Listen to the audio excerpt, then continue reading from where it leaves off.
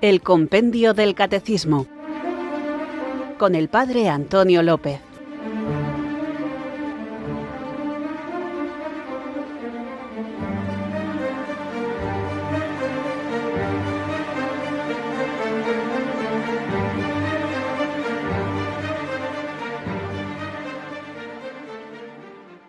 Muy buenas, amantes apasionados, buscadores de la verdad, recibid mi abrazo del Padre Antonio López desde Irurzun, en Navarra, los que deseáis profundizar en el conocimiento de la fe para madurarla, enraizarla en la vida e irradiarla en el testimonio.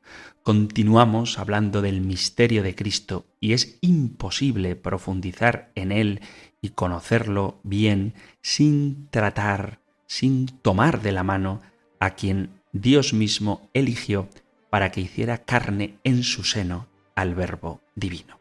Vamos pues a comenzar una serie de programas en las que pondremos nuestra atención en aquella que es colaboradora necesaria en la historia de nuestra redención, que se trata, como sabéis, de nuestra Madre, la Virgen María. Recordándoos que ella vivió y encarnó en su seno a quien es amor, a Dios mismo, porque toda la finalidad de la doctrina y de la enseñanza debe ser puesta en el amor que no acaba. Porque se puede muy bien exponer lo que es preciso creer, esperar o hacer, pero sobre todo debe resaltarse que el amor de nuestro Señor siempre prevalece, a fin de que cada uno comprenda que todo acto de virtud perfectamente cristiano no tiene otro origen que el amor, ni otro término que el amor.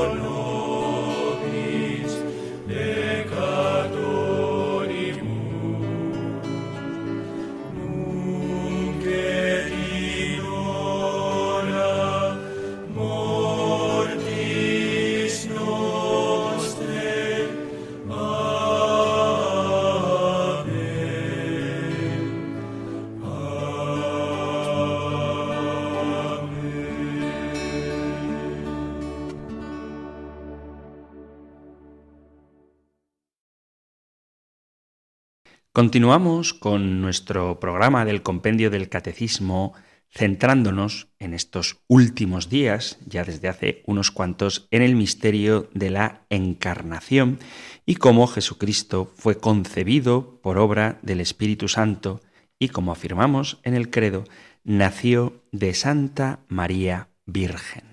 Daos cuenta de que todo lo que hemos hablado sobre el realismo de la Encarnación está estrechísimamente vinculado con la Mariología. Y si en la pregunta 94 hablábamos de lo que significa la expresión que Jesús fue concebido por obra y gracia del Espíritu Santo, hoy y en adelante, durante unos cuantos días, veremos las consecuencias que esto tiene en la figura de nuestra Madre del Cielo y en la manera en que nosotros entendemos su papel en la historia de la salvación y también nuestra relación con ella. De manera concreta, vamos a tratar hoy la pregunta 95, nacido de la Virgen María. ¿Por qué María es verdaderamente Madre de Dios? Y responde el compendio, María es verdaderamente Madre de Dios porque es la Madre de Jesús. En efecto, aquel que fue concebido por obra del Espíritu Santo y fue verdaderamente hijo suyo, es el Hijo eterno de Dios Padre. Es Dios mismo. María, según afirmamos, basándonos en la Sagrada Escritura, en la tradición y en el magisterio, es decir, en la revelación, es la Madre Virgen de Jesucristo. Lo que esto significa, y que con ello se ha dicho todo lo referente a María, se deduce de una simple consideración: de qué maternidad es la suya y en qué manera es Madre de Jesús. Para dar respuesta a esto tenemos que tener presente todo lo que hemos venido diciendo acerca de Jesús, que, según afirma nuestra fe, es el Hijo consustancial al Padre, que este Hijo se ha hecho hombre. El contenido de estas palabras exige una explicación. La fe cristiana tiene una doctrina propia acerca de las relaciones existentes entre Dios y el mundo. Ambos, Dios y el mundo, existen como realidades auténticas, esencialmente distintas la una de la otra. La realidad de Dios es eterna, es espiritual y personal, existente por sí misma, infinita y necesaria. La realidad del mundo es auténtica, ciertamente, pero dependiente de Dios.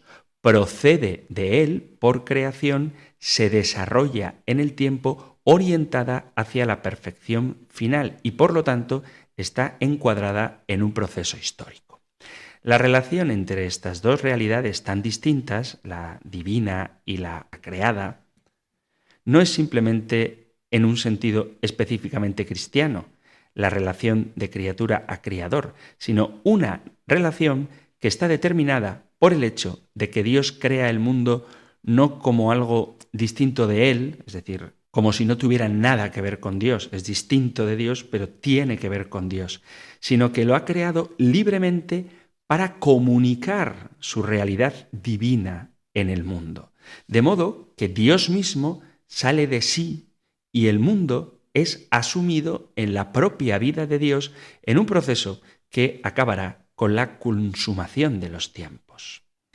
En esta ordenación de una naturaleza elevada al orden sobrenatural, el designio primero de Dios es su deseo de darse, de comunicarse, exteriorizándose, constituyendo la naturaleza del mundo, la condición previa creada por la misma gracia, aunque sigue siendo verdad, para que la gracia mantenga su ser de pura gracia, que Dios hubiera podido crear este mundo natural de la materia y del espíritu, aunque no se comunicara con él.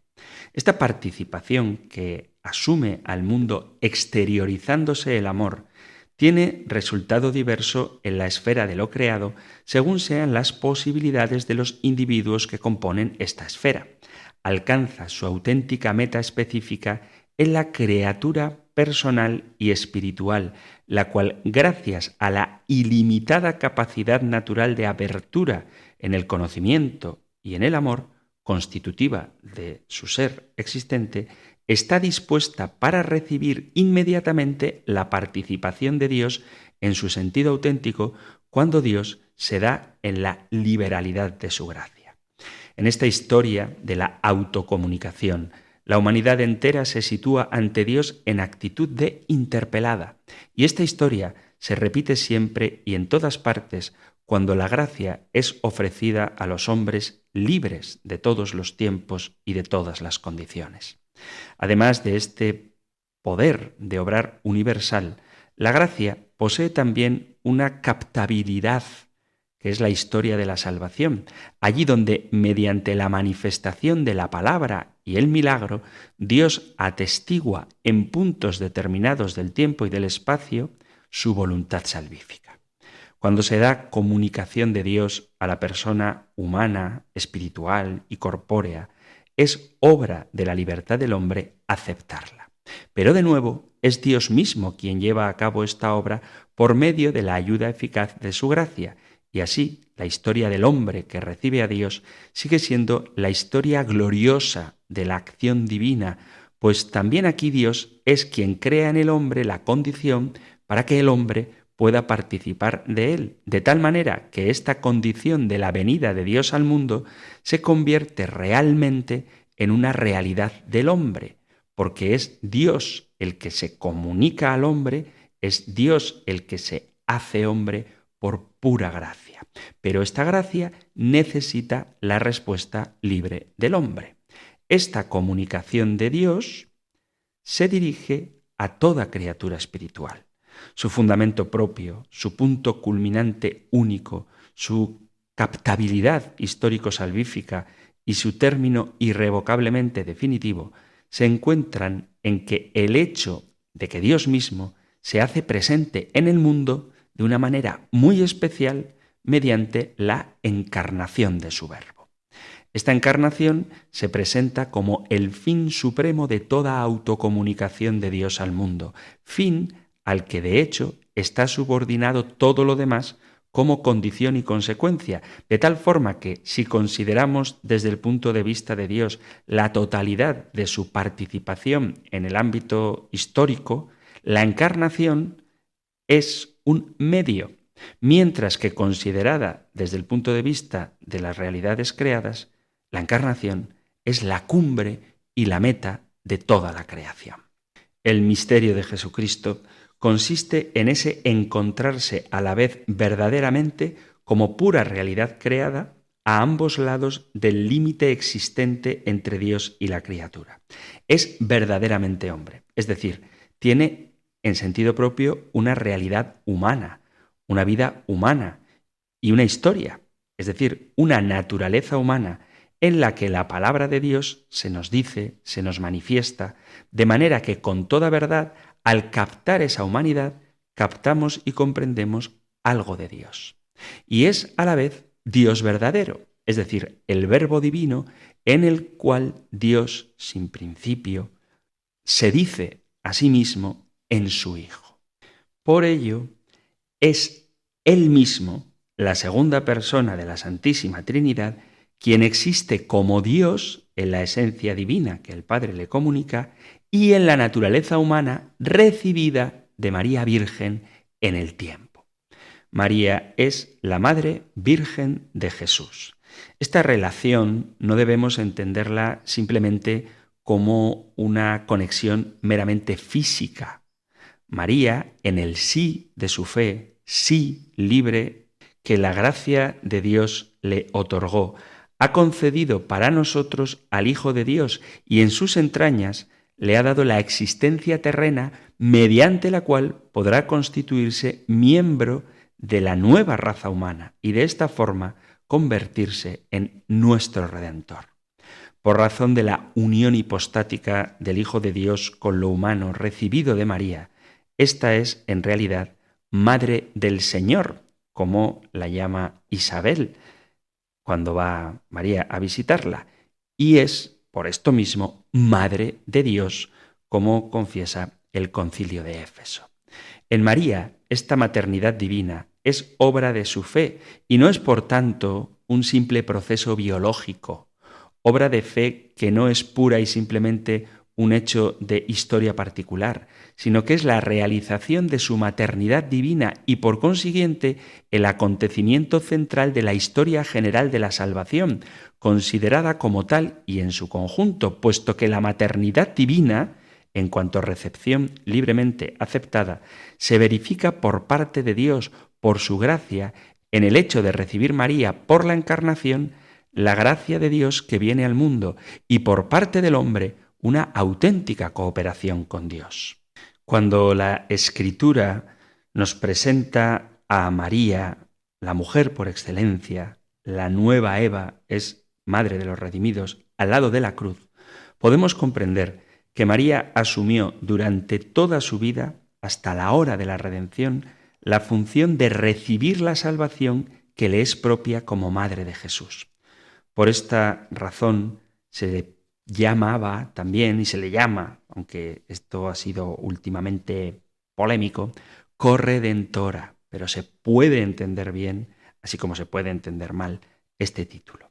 Así en María se encuentran, se corresponden y condicionan recíprocamente la misión en la historia de la salvación, la maternidad divina y la santidad personal. Dichosa tú que has creído.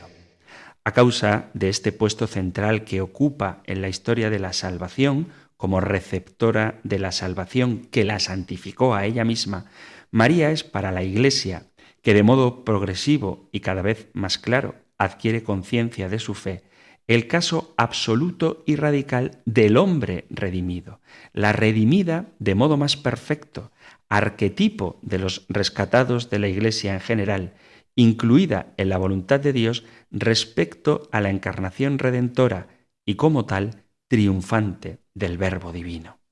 Por ser manifestación de una redención perfecta, María fue preservada del pecado original en el sentido de que, aun siendo miembro de la comunidad de los hijos de Dios, poseyó desde el primer instante, por voluntad de Dios en relación con su Redentor y por previsión de los méritos de Cristo, la gracia santificante. Este es el misterio, el dogma de la Inmaculada Concepción, del que ya hablaremos más adelante. Pero por esta misma razón, preservada de toda falta personal, constantemente exenta de pecado y no sometida a la concupiscencia, es decir, a las limitaciones de la libertad moral en el ejercicio de sus facultades naturales, espirituales y corporales. La Escritura da testimonio claro de que concibió al Hijo de Dios sin intervención de varón, virginidad antes del parto. De ahí la pregunta que le hace al ángel: ¿cómo será eso posible? Pues no conozco varón. Que el Hijo nazca de una madre y sin embargo sin padre, nos hace ver claramente que Él arranca un modo de salvación totalmente nuevo y que cesa la historia de la humanidad subyugada por el pecado al renacer a una nueva vida. También en el sentido en que, según Génesis, cuando el hombre y la mujer pecan, lo hiriente y doloroso del parto es manifestación del pecado, María fue una excepción, y de aquí la virginidad en el parto. Por la total consagración de su ser y de su vida al exclusivo servicio de Dios y de Cristo, y por el carácter público de la historia de la salvación y de la Iglesia, representada por María, la Iglesia la reconoce como siempre virgen, antes del parto, durante el parto y después del parto. Dado que la historia de la salvación ha avanzado ya hacia la fase definitiva en la que aún el mundo material comienza a transfigurarse por la resurrección de Jesús, la Iglesia confiesa que María, la más perfecta redimida, ha encontrado ya en cuerpo y alma la plena consumación. Y esto es el dogma de la asunción de María a los cielos. Puesto que en el cielo los que han alcanzado ya la salvación interceden ante Dios por los santos que forman la comunidad de la tierra e interceden en la medida en que esta intercesión se funda y contiene el papel que la historia de la redención les ha tocado desempeñar sobre la tierra, María, con toda verdad, en su situación única en la historia de la redención, es la medianera de todas las gracias, aunque de manera instrumental, implorante, receptiva, no de una manera operativa como lo es Cristo. Todo esto lo digo para que veamos que los dogmas marianos están todos relacionados. María, por ser Madre de Dios, es siempre virgen, ha sido concebida inmaculada y por su papel especial ha sido llevada al cielo en cuerpo y alma como la primera perfectamente redimida, y desde allí puede interceder por nosotros. Desde allí, desde el cielo, sigue ejerciendo su maternidad. Lo cierto es que de la vida de María sabemos muy poco. Las narraciones de los apócrifos y las leyendas que florecen, sobre todo a partir del siglo II, nos relatan cuestiones que no tienen gran valor histórico, como mucho tienen valor de testimonio sobre la reflexión teológica sobre María, adornada, eso sí, con ropajes de narración histórica. Solo así se pueden entender, por ejemplo, los relatos del tránsito de María, que nacieron a partir del siglo IV, pero en general todo lo que de tales apócrifos se puede sacar apenas tiene importancia histórica. No sabemos, por ejemplo, según la revelación, sí según la tradición, pero no según la revelación oficial de la Iglesia, cómo se llamaban los padres de María, y tampoco aparece en la revelación la presentación de María en el templo. María, según la Escritura, es de la estirpe de David, emparentada con la casta sacerdotal de Zacarías e Isabel, prometida y desposada con José de Nazaret. Instruida por el ángel Gabriel, concibe a su hijo en Nazaret y le da a luz en Belén, desde donde debe pasar a Egipto y permanecer allí algún tiempo en el destierro. Después, junto con José, se establece en Nazaret. Estos sucesos de la historia de la infancia de Jesús ocurrieron en torno al año sexto antes de Cristo. La vuelta a Nazaret se realizaría, pues, después de la muerte de Herodes, ocurrida en el siglo IV antes de Cristo. María participa en la vida religiosa de un pueblo piadoso. La presentación, la circuncisión del niño, la peregrinación al templo de Jerusalén dan testimonio de esto. Vive en una vida de trabajo, pobreza y de dócil aceptación de las insondables disposiciones de Dios. Durante la vida pública de Jesús, guarda, siguiendo la voluntad de su Hijo, una actitud que nos enseña cómo lo esencial en ella no es simplemente la maternidad puramente física, sino más bien el cumplimiento en la fe de la voluntad de Dios, incluso en esa misma maternidad.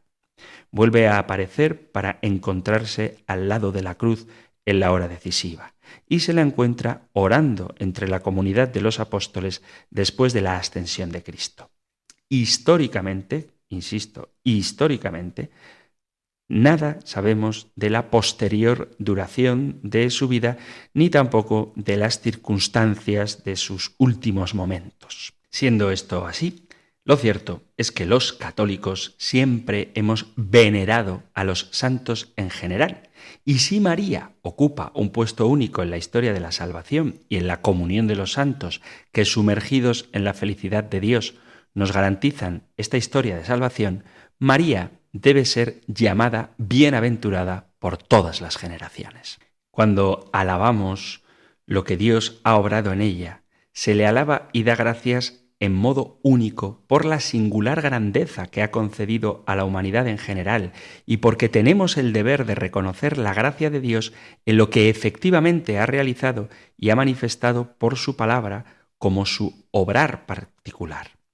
La veneración especial que a María como Madre de Dios corresponde y que no es propiamente adoración, se llama hiperdulía y no es otra cosa que el culto religioso, llamado dulía, debido a los santos que están ya en el cielo, pero referido precisamente a la insigne dignidad de María como Madre de Dios y a su situación y misión únicas en la historia de la salvación. El culto religioso, en efecto, encuentra su fundamento y medida en la santidad y dignidad de la persona que es objeto de ese culto. La historia del culto mariano es la historia del crecimiento, de la conciencia de la fe de la Iglesia respecto al puesto que ocupa María en la historia de la salvación. Historia en la que cada uno depende no solo de Dios, sino también de los hombres a través de los que como colaboradores suyos Dios realiza en nosotros su salvación. Este crecimiento, al desarrollarse explícitamente lo que la Escritura dice de María, es un fenómeno que puede observarse en casi todas las verdades de fe y que no puede limitarse a los tiempos apostólicos o inmediatamente postapostólicos si se cree que la Iglesia vive en todo tiempo regida por el Espíritu de Dios. Este culto de María proporciona con el correr de los tiempos aspectos siempre nuevos sobre la Santísima Virgen, su papel de nueva Eva en la historia de la salvación, su maternidad divina, su virginidad como modelo de la existencia virginal en la Iglesia, como tipo de la Iglesia Virgen, Madre dolorosa al pie de la cruz, la mujer como madre, arquetipo de la Iglesia en general, medianera de las gracias, la Inmaculada Concepción, perfectamente redimida en cuerpo y alma. Este culto toma forma en la Iglesia en las fiestas marianas, en las que se celebran sucesos y misterios particulares de María y de su vida, o de la Iglesia por la relación que guarda con ella. Se la honra también con determinadas oraciones: Ave María, el Acordaos o el rezo del Rosario, peregrinaciones, también determinados santuarios, consagraciones, patrocinios de órdenes y comunidades religiosas, etc. El culto real y auténtico de María, en una oración dirigida a ella con toda confianza, puede darnos la medida de cómo hemos realizado de hecho, más allá de una fe general en Dios, la realidad concreta que implica la fe cristiana. Finalmente, el culto a María es el que da cumplimiento a la palabra de la Escritura: me llamarán bienaventurada todas las generaciones.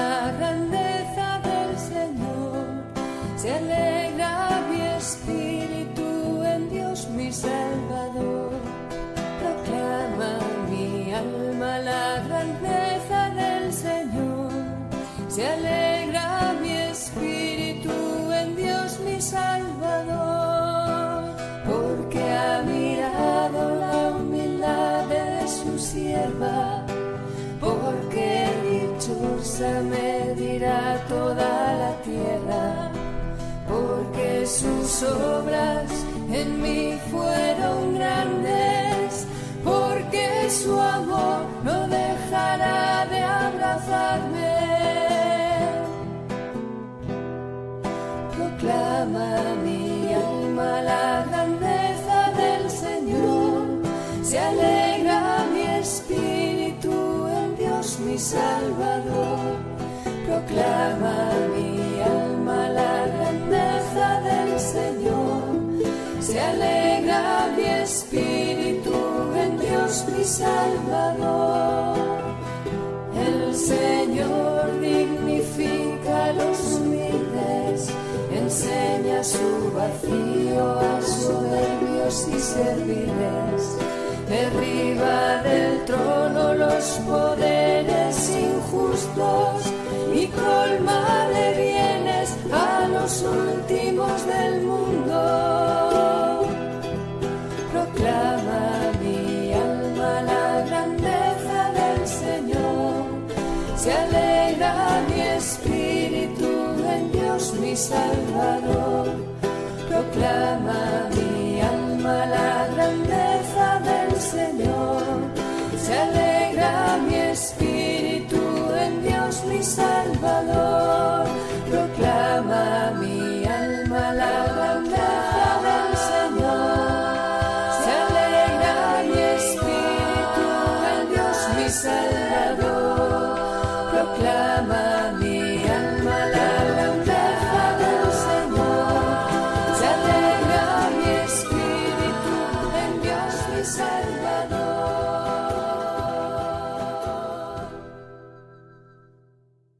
Estás en Radio María escuchando el Compendio del Catecismo, nuestro espacio diario para apasionados buscadores de la verdad. Puedes sintonizar aquí en Radio María, en la emisora de la Virgen, de lunes a viernes de 4 a 5 de la tarde, una hora antes si nos escuchas desde las Islas Canarias. Estamos tratando la pregunta 95, ¿por qué María es verdaderamente Madre de Dios? Y aunque este es el tema central de la pregunta de hoy, estoy dando una visión general del papel de María en la historia de la salvación y de la importancia que tiene para el estudio de la teología. La figura de María no es simplemente algo hermoso, bonito y ornamental, sino que tiene un papel fundamental en la historia de nuestra salvación, y aceptar el papel de María como Madre de Dios significa reconocer la obra concreta de la salvación que Dios ha realizado en ella y a través de ella. Cuando el cristiano quiere meditar a fondo sobre el misterio de la Santísima Virgen, lo primero que tiene que hacer es abrir la Sagrada Escritura y leer lo que ella nos dice sobre la Santísima Virgen, Madre de nuestro Señor Jesucristo. No como si oyera hablar de María por primera vez, porque ya hemos oído hablar de ella en otras ocasiones, cuando aprendimos quizás sobre las rodillas de nuestra Madre, el Dios te salve María, o en las catequesis, es decir, a través del magisterio oral de la Iglesia. Sin embargo, al leer la Sagrada Escritura, tendremos en cuenta que es el libro de la Iglesia, el libro que ha recibido de ella y que lee según su interpretación. Supuestas estas precisiones, no hay duda de que si el cristiano quiere reflexionar más exactamente sobre la Virgen, debe abrir en primer lugar la Sagrada Escritura. Puesto que si bien es verdad que la Biblia no puede leerse de una manera correcta, sino bajo la dirección del magisterio de la Iglesia, esa misma Escritura, por estar en una relación indisoluble con la Iglesia y su magisterio, constituye una norma para la fe de la Iglesia y el magisterio mismo. La Iglesia, en efecto, anuncia lo que lee en la Escritura, pero el contenido de la Escritura anunciado constantemente por la Iglesia a través de los siglos no varía. Por eso podemos preguntarnos qué es lo que la Iglesia sabe y dice de María en su predicación y en su teología. Y así sabemos que hemos leído la Escritura con la Iglesia, aun cuando las palabras de la Iglesia puedan parecernos diversas de las que leemos directamente en el Nuevo Testamento. Antes de indagar con detalle qué es lo que la Iglesia, en su comprensión de la fe y en la proclamación de ésta, nos dice sobre María, debemos y podemos preguntarnos con antelación si María puede ser objeto de fe, de nuestra comprensión y de nuestra proclamación de la fe. ¿Tiene la fe algo que decir acerca de María? No significa esta pregunta que ponga en duda, desde luego, la existencia de la Santísima Virgen o lo que la Escritura nos anuncia acerca de la Madre del Señor, que es Dios y hombre en una sola persona. Naturalmente que existe la Virgen María y ese destino está narrado en la Sagrada Escritura. Por supuesto, existe esa Virgen a la que se alude cuando se habla de la biografía de Jesús. Pero cuando se trata de la fe, cuando el hombre confiesa lo que sabe él de Dios por la palabra del mismo Dios, podría pensarse que entonces se trata exclusivamente del Dios único y de su gracia. Hacer teología es precisamente eso, hablar de Dios. El hombre no debe confesar más que a Dios y no debe pararse en otras narraciones, por hermosas, conmovedoras, misteriosas o emocionantes que sean. Se podría pensar que, tratándose de la fe, no se puede decir más que una palabra, la palabra del Dios Altísimo, del Dios tres veces santo, inefablemente misterioso, del único que obra nuestra salvación eterna y que en la predicación y en la teología no habría sitio para otra palabra. Se podría pensar también que todo lo restante debería pasarse en un profundo silencio, aun cuando fuese digno de elogios, tan venerable que atrajese nuestra reflexión. Se podría estimar que solo está permitido hablar de Dios, de su gracia, de su redención y, por tanto, de su Verbo encarnado. De este modo, en el mensaje cristiano y en la teología no habría lugar para cuestiones restantes. Solo se tratarían a la manera como Pilatos aparece en el credo. Así como hay personas de las que se hace mención marginalmente en el credo, porque representan en la historia del Dios encarnado el no incrédulo de la humanidad, de la misma manera podría haber personas que solo quedarían rozadas por la línea de afirmaciones de la fe como si merecieran ser mencionadas, pero sin llegar a ser objeto propio de fe o de estudio teológico. Debemos, por tanto, responder a una cuestión previa. ¿Existe una teología del hombre? Solo cuando hayamos respondido afirmativamente a esta pregunta, podremos penetrar con ánimo, confianza y alegría en el terreno de la fe y de la teología para decir algo sobre ese ser humano que es el más santo, el más auténtico, el más agraciado de todos. Es decir, podremos hablar de la mujer bendita entre todas las mujeres. Pues bien, existe en realidad una teología del hombre, una predicación y una teología que ensalzan y alaban a Dios en cuanto que dice algo del hombre. Vamos a tratar de explicarlo. En primer lugar, Dios es Dios. Es decir, no hay nada con que podamos compararlo cuando se trata de proclamar la fe, de hacer teología. En rigor, en la Santa Casa de Dios no se puede alabar o mencionar nada más que al Dios eterno y solamente a Él. Ante Él todo lo restante se hunde en el abismo de su total insignificancia. Para la teología y la fe no existe algo así como un Dios y junto a Él todo lo imaginable, sino que existe solo el Dios único, incomprensible, 3 veces santo, digno de adoración. Y cuando el corazón, por el pensamiento y por la fe, se eleva hacia Él, todo lo restante debe callar y permanecer en un silencio absoluto. El hombre entonces no puede hacer otra cosa que adorar y alabar a Dios. La vida de la fe y el esfuerzo de la teología deben crecer hasta llegar a esa única vida cuyo contenido es la visión amorosa de Dios cara a cara, el premio eterno de su gracia incomparable. Pero a pesar de todo, sí existe una teología del hombre en cuanto tal, una profesión de fe que expresa algo del hombre mismo, no paralelamente a la profesión de fe del único Dios eterno, sino incluida en esa misma profesión de fe. Porque Dios mismo, en su vida trinitaria, en su gloria insondable, en su vida eterna, nos ha asumido en su misma vida personal. Como dice un poeta, no necesita Dios nuestra muerte para vivir. Dios no nos ha dado solamente una cosa finita, creada de la nada, sino que, más allá de todo lo creado, se nos ha dado a sí mismo. Nos ha hecho salir de la nada para que existamos verdaderamente. Nos ha dado la libertad para que podamos ser ante Él, con toda realidad y verdad, sus interlocutores y amigos.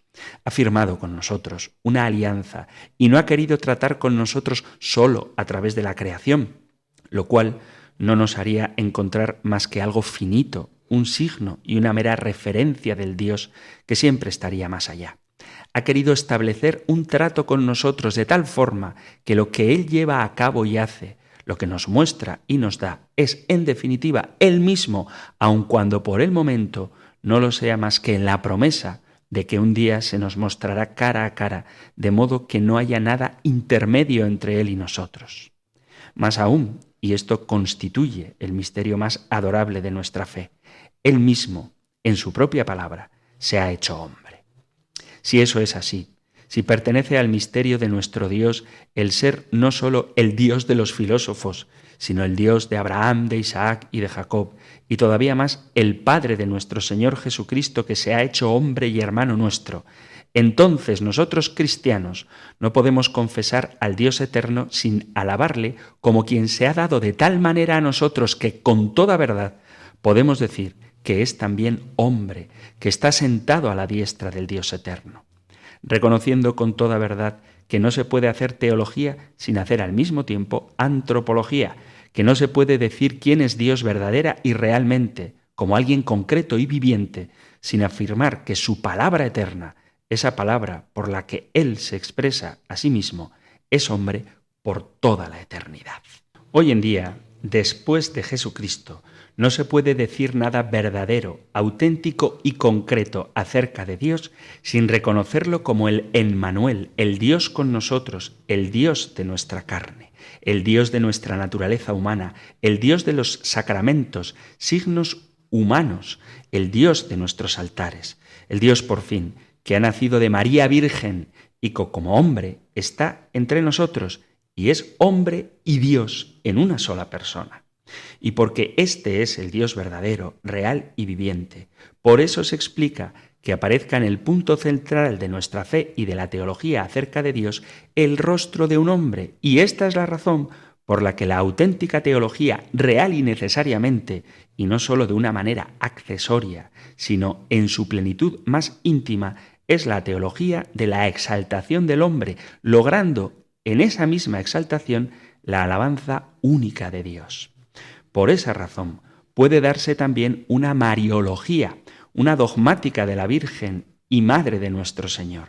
Por ello, no es la mariología un simple fragmento de la biografía de Jesús de Nazaret sin importancia para nuestra salvación, sino una afirmación de la fe sobre una realidad dogmática, sin la cual no hay salvación. A esto se añade que nosotros los hombres dependemos los unos de los otros, no solo en nuestra vida cotidiana, no solo por el hecho de tener padres y porque en el terreno de lo biológico, de la comunidad de vida cívica externa, del arte y de la ciencia, estemos siempre vinculados a la sociedad. El motivo de nuestra dependencia no se reduce simplemente a esos campos. También para nuestra salvación dependemos de los demás hombres. Esto es evidente y a veces para algunos muy difícil de comprender. Sería un error pensar que dependemos los unos de los otros solo por lo que se refiere a la vida de aquí abajo, a las cosas externas o a lo más en el terreno anímico o intelectual. Cabría hacer el siguiente razonamiento.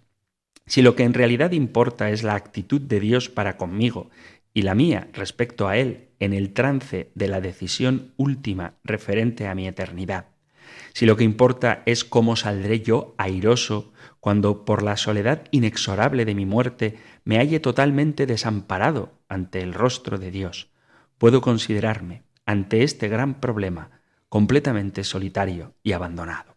Allí no habrá más que Dios y yo, su corazón y su misericordia, de una parte, y de otra, mi libertad individual, ante la falta y ante la gracia, que nadie puede asumir en mi lugar. Y sin embargo, esto no es así. Todo lo dicho es verdad, pero no es toda la verdad. La verdad total es que aún entonces dependemos los unos de los otros. Cada uno tiene su propia libertad intransferible de la que no puede escapar ni puede cargar sobre otro. Pero esta libertad no es una libertad aislada, ni siquiera en el instante en que decide el destino eterno del hombre, en que fundamenta la existencia definitiva. Porque el Hijo Eterno, la palabra eterna de Dios Padre, se ha hecho carne de la Virgen María, en nuestra familia, de nuestra raza, que se extiende desde Adán, el primer hombre, hasta el último, se ha hecho carne la palabra del Padre.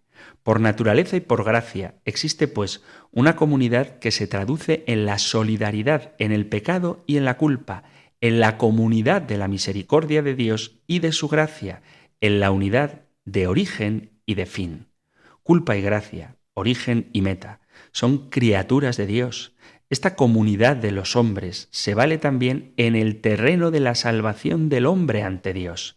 Ante Dios, la comunidad de los hombres es una comunidad de salvación, una comunidad solidaria que como totalidad, y no meramente desperdigada en sus individuos, representa el gran drama de la historia ante la mirada de Dios.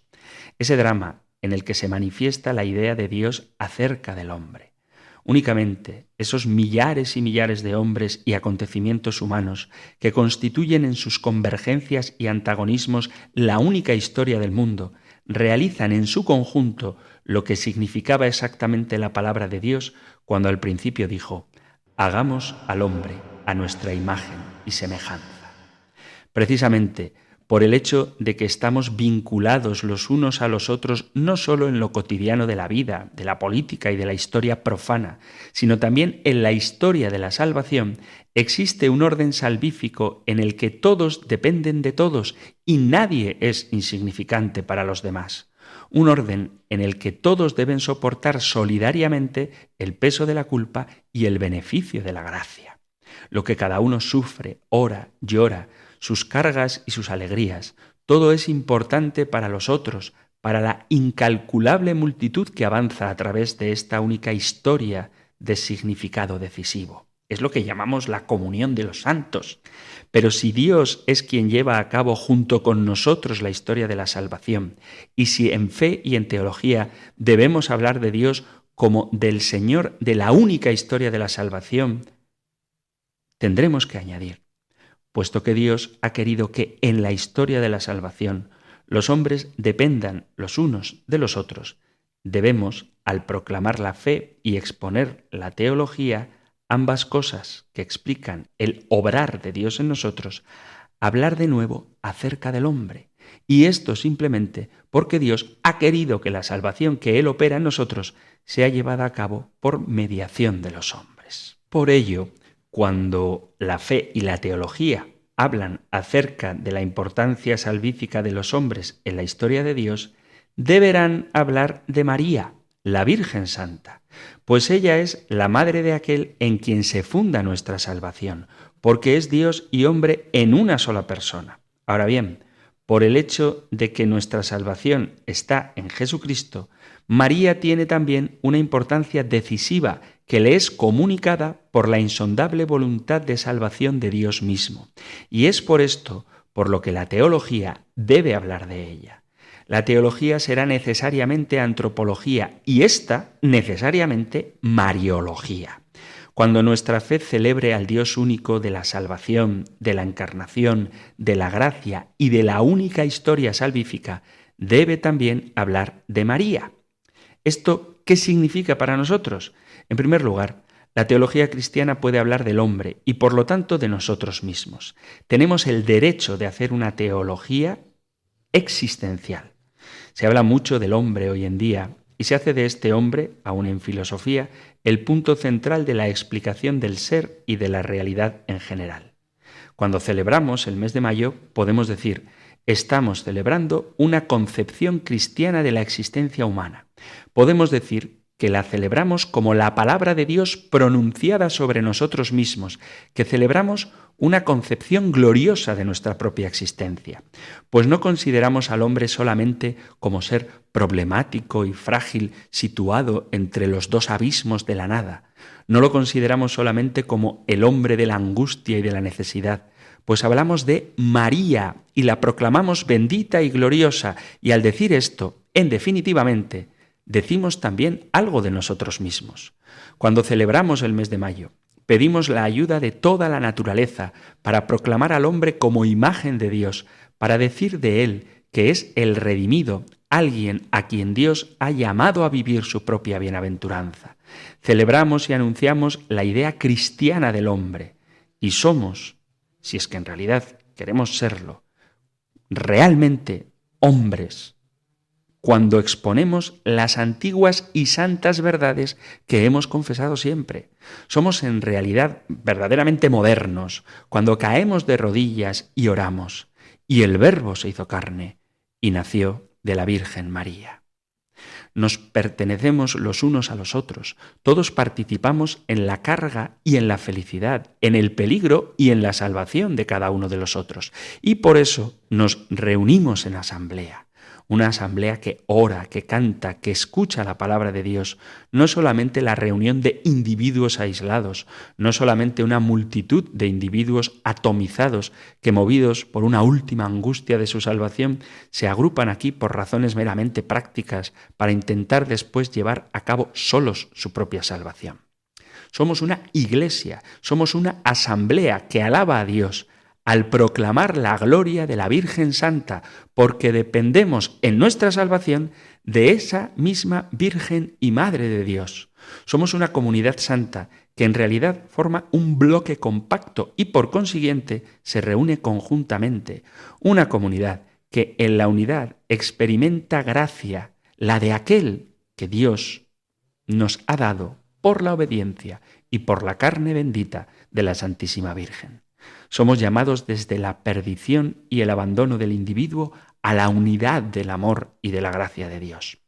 Por tanto, deberíamos vivir estas verdades constantemente todos los días. No podemos orar en común si cuando salimos no nos entendemos los unos a los otros en el amor, la fidelidad, soportándonos mutuamente con paciencia. El culto a María es, por tanto, algo que desde sus más profundas raíces tiene relación con el amor al prójimo, de modo que no existe ninguna mariología que pueda ser importante y tener algún sentido para nosotros si no es verdad que cada uno es responsable también de la salvación de su hermano y que puede y debe actuar en su favor por medio de la oración, el sacrificio y la ayuda personal. Por ser esto verdad, María se nos presenta no solamente como la Madre de nuestro Señor, sino también como nuestra Madre. Y porque esto es así, estamos nosotros unidos en la Iglesia y queremos alabarla con toda la alegría de nuestro corazón. Una alabanza semejante es, en definitiva, una glorificación del Dios eterno, ese Dios que en su Verbo hecho hombre se ha acercado a nosotros al nacer encarnado de la Virgen María. Pero la Biblia nunca dice que María fuera madre de Dios. Además, Jesús no la llama mamá. Perdonad que juegue con las voces, pero algunos protestantes pueden aludir a este argumento. Jesús nunca llamó a María mamá, pero no olvidéis que estamos en una cultura distinta de la nuestra cuando leemos la Sagrada Escritura. Y no llamar mamá, sino llamar mujer a su madre, es un signo de respeto. En relación a por qué Jesús utiliza el término mujer para referirse a María, tanto en el capítulo 2, en las bodas de Caná, como en el capítulo 19, ambos del Evangelio de San Juan, cuando Cristo está crucificado, es motivado por la unidad teológica que se desprende entre el protoevangelio de Génesis 3:15, la mujer y su linaje que vencerán al maligno, y la mujer y su hijo del capítulo 12 del Apocalipsis, a quienes el demonio, el dragón, persigue para acabar con ellos en cuanto el niño naciera, pero no pudo. Es coherente y explicable, por tanto, que Cristo, en su divinidad, que gobierna y dirige la historia de la salvación, al llegar la plenitud de los tiempos, no se presentara solo al mundo y entre los hombres, sino que lo hiciera acompañado de la mujer y la reconociera y presentara así ante los demás en las ocasiones que fueron propicias, en las bodas de Caná, haciendo ver a la mujer ayudando a su simiente a entrar en la vida pública, en el anuncio del reino, manifestando su primer milagro, haced lo que Él os diga. Es como si antes ella hubiese pedido a su hijo, haz lo que ellos te piden, ayúdales. ¿Por qué? Porque así es como funcionaban las madres con los hijos y el plan que Dios tiene para ellos. Las madres los guían y ayudan a hacer su deber, los impulsan siempre cuando de dar el primer paso se trata. Y ellos, en lo humano, sienten algo de temor de lanzarse, pero con la fuerza educadora de la palabra de su madre se animan y emprenden su madurez, su crecimiento y su entrada a asumir las responsabilidades que les corresponden según su propio modo de vida. El hecho de que en varios pasajes del Nuevo Testamento se abrevia, se condensa y se revela la relación entre Jesús y María, utilizando siempre la expresión su madre, obliga a la necesidad de leer y de interpretar de manera muy distinta a cómo lo plantean muchos protestantes y la mayoría de las sectas, el hecho de que Jesús use el término mujer. Exige para esta palabra, en el contexto y lugar teológico, que en todo el arco de la historia de la salvación se emplea y no literalmente como suelen hacer las sectas. ¿No crees que si Jesús, en su condición divina, se hubiese desligado y desvinculado abiertamente de María para que nadie le diera el título de Madre de Dios, él mismo habría hecho que los autores bíblicos no la presentaran como su madre, sino como la mujer? Es decir, Jesús la llama la mujer, pero por una razón teológica que acabamos de ver. Pero cuando se habla de ella, se habla de su madre. La conclusión lógica y natural es que a María Jesús le da el título de mujer para indicar que la plenitud de los tiempos ha llegado y que María es parte de ese plan por ser justo la mujer anunciada a Eva y a la serpiente en el paraíso del Génesis y hacer que los hombres, que los evangelistas, la presenten como su madre para confirmar lo anterior, la mujer y su simiente.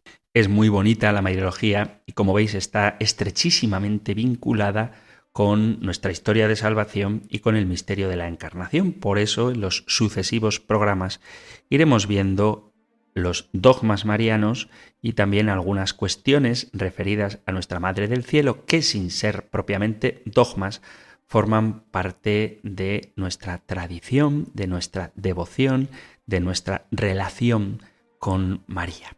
Lo tenemos que dejar aquí porque se ha terminado el tiempo para el programa de hoy, pero tened por seguro que continuaremos hablando de nuestra Madre. Antes de terminar, os quiero recordar que tenéis a vuestra disposición el correo electrónico compendio@radiomaria.es, compendio@radiomaria.es o el número de teléfono para WhatsApp 668 668-594-383. 668-594-383, donde podéis enviar vuestras preguntas, comentarios, sugerencias, discrepancias, testimonios, cualquier cosa que queráis compartir. Concluimos recibiendo la bendición del Señor. El Señor te bendiga y te guarde. El Señor ilumine su rostro sobre ti y te conceda su favor. El Señor te muestre su rostro y te conceda la paz. Pidiendo a Dios Padre la plenitud del Espíritu Santo y de la mano de María, Madre del Hijo, os emplazo hasta un nuevo programa del Compendio del Catecismo. Un fuerte abrazo, muchísimas gracias y que Dios os bendiga.